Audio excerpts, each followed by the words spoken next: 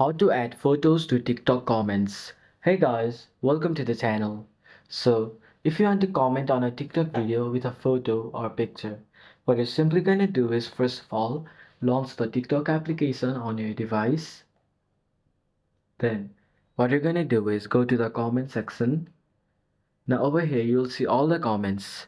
Then, in the bottom of the page, bottom right corner, you can see the photo icon right over here. Click on it. Then it'll take you to your camera roll. Over here, you can either select it from here or you can also choose the albums from by clicking on the all option in the top. After you click on a photo you want to comment, you can also write something and then upload it, or you can simply not write anything and upload just the photo. And in order to upload it, you're gonna click on the arrow which is right over here.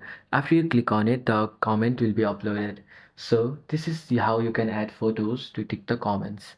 Thanks for watching till the end of the video. Hope this video was helpful to you and see you in the next video.